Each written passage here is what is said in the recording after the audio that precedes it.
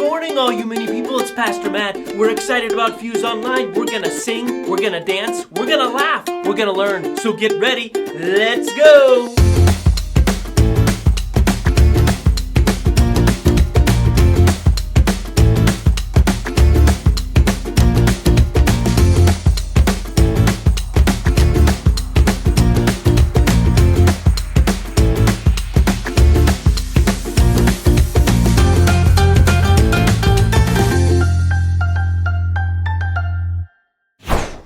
Hey everyone, Bailey here. So glad that you are watching FUSEonline. This month we're learning how to live with responsibility. Responsibility is showing you can be trusted with what is expected of you. There are a lot of different things that other people expect of us. If we can show them that we're responsible, then they'll know that they can trust us with anything. That's why it's important for us to have some good rules for life that will help us play well and finish strong. Learning from the Bible, God's Word, is an important part of playing well. Check out our memory verse for this month. Suppose you can be trusted with something very little, then you can also be trusted with something very large. Luke 16:10. Did you hear that? If God, my parent, or my teachers can trust me with the small things, then they may ask me to take responsibility for even bigger things. Now let's worship together with our theme song, Trust You With My Heart.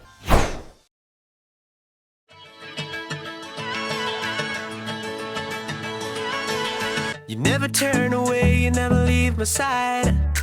And every time I call your name out just to find that you're already right here with me, never been alone.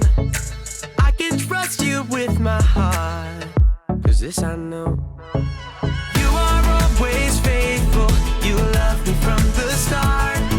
No matter what I'm facing, I will trust you with my heart.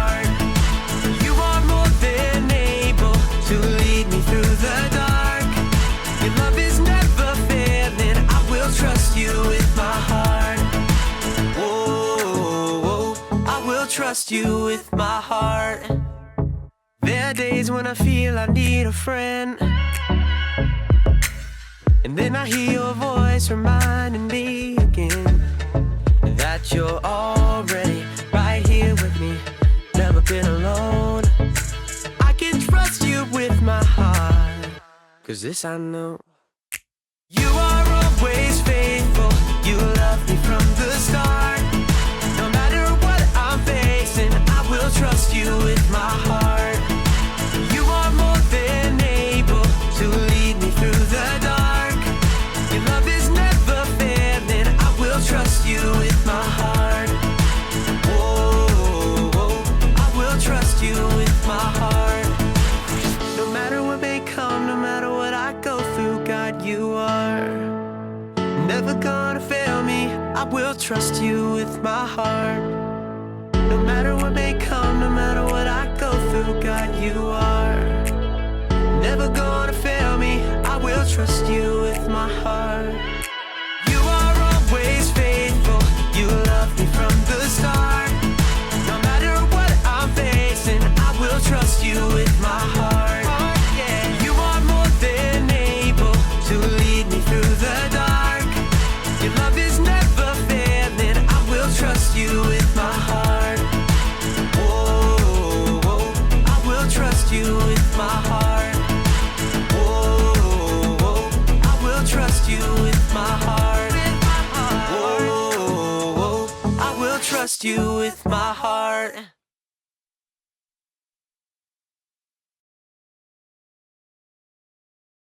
Hey Fuse friends, Pastor Matt here. When Jesus was on earth, he went around teaching and performing miracles. Crowds followed him wherever he went. They listened, they watched, and they even asked him questions. One day a man spoke up and told Jesus about a problem he was having with his brother. And it says in Luke 12:13-15, "Teacher," he said, "tell my brother to divide the family property with me." Well, Jesus could tell that the man just wanted more stuff for himself. And then it says this, Jesus replied, "Friend, who made me a judge or umpire between you?" Then he said to them, "Watch out. Be on your guard against wanting to have more and more things. Life is not made up of how much a person has." Then Jesus went on to do what he often did when teaching his followers. he told a story to help them understand. Let's listen to this modern-day parable. The Bible. It's 66 books of history, stories, letters, and poetry that fit together to form God's one big story. The epic adventure of how He created us and loves us so much that He made a way to rescue us. As we travel through the Bible, from Genesis to Revelation, we discover people who met God and found their lives changed forever. Now, for an amazing story, inspired by the book of Luke, chapter 12, verses 13 through 21. Everywhere Jesus went, large crowds followed him. Some really wanted to learn and change. Some were just curious. Others, like the religious leaders, listened to Jesus' words so they could trap him with tricky questions. But there were some people who just wanted Jesus to back them up, to tell them that their way was the right way. One of these was a man, we'll call him Ezra. Teacher! Hey! Teacher! Ezra's demand was loud enough that everyone stopped talking to look at him. Are you gonna let me through or what? Ezra shoved through the crowd, dragging another man behind him, his brother. Teacher! You've got to tell my brother here that he has to divide the family property with me.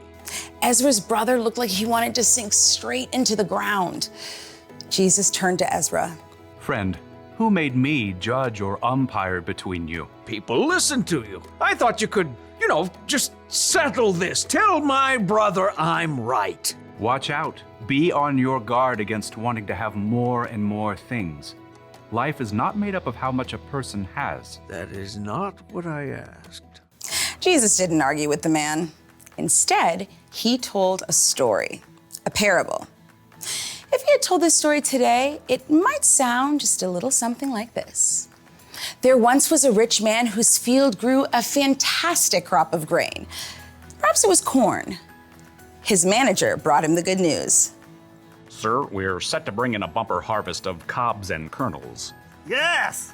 Go me! Oh, well, your employees did an excellent job of preparing the fields. Go me! And there was a lot of sunshine. Go me! And just the right amount of rain. Go me! Yes, go you. Harvest the crop at once! Well, we're working on that. There's just a little problem. Problem? Who messed up? Fire them at once! Oh, no. It's a good problem. You don't have enough barn space to store all your grain. Huh. I'm just too successful. Go me. Well, I was thinking you could share some of the grain. Share it. Well, yes. Some extra bushels for your employees, maybe give some of it away, popcorn for all the kids in town, hold a cornbread festival for everyone. But it's all mine. Oh, yes. Yes, it is. I know. I'll tear down my barns and build bigger ones. Then I can store up all the extra grain for myself. Oh. See to it. I want those new barns up by the time the corn harvest is in. Yes, sir. The old barns were torn down and brand new, bigger barns were built. Perfection. Is the corn harvest complete? Yes, sir. All finished. Excellent. Have the men store it all in these new barns immediately. But they're so tired. I said immediately. Yes, sir. At last, the rich man's entire corn crop was stored in his shiny new barns. He settled back in a comfy deck chair and surveyed his property as the sun set. Go me! Self, you've done pretty well for yourself. You got grain stored away for a lot of years to come. He popped a gourmet corn chip into his mouth. Self, take it easy. Eat, drink, and live it up.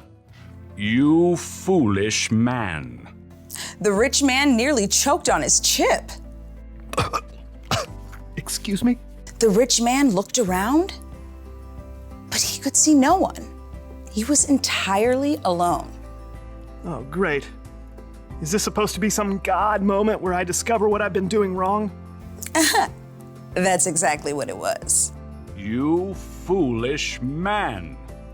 Tonight I will take your life away from you. Then who will get what you have prepared for yourself?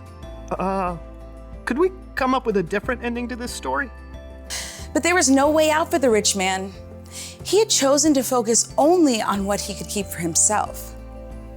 Jesus wrapped up his parable by explaining, That is how it will be for whoever stores things away for themselves, but is not rich in the sight of God.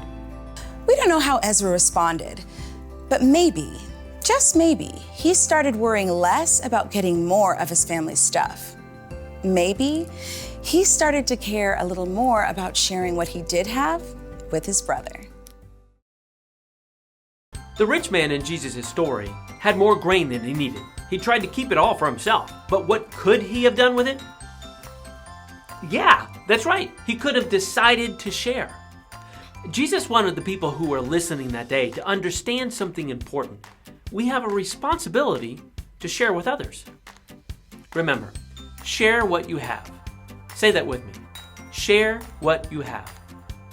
The truth is, no one is gonna make you share. I mean, your parents might make you share things with your siblings right now, but as you get older, you'll find more and more that the choice is up to you. And sharing is a big way that you can show that you follow Jesus. Remember, Jesus himself lived a life of generosity. In fact, he gave his life freely so that we could be forgiven.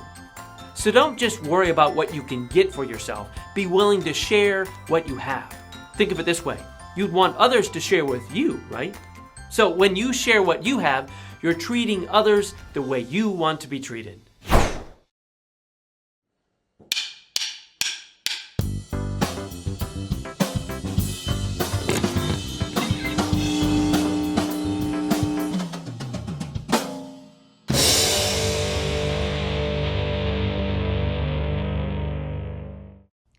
What do you have?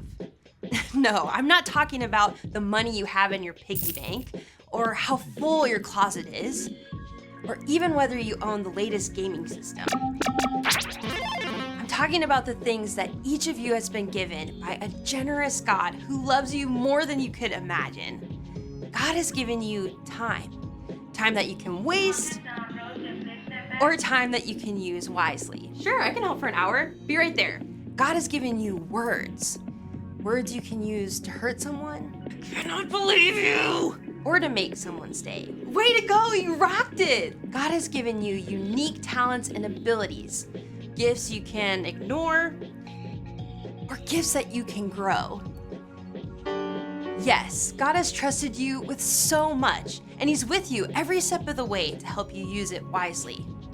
When you show that you truly can be trusted with what is expected of you, others can see God at work in you. And that's why responsibility is an amazing way to worship God with your life.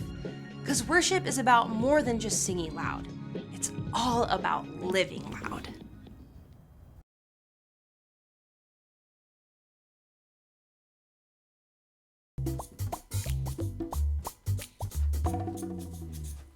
Hey, you guys are still there.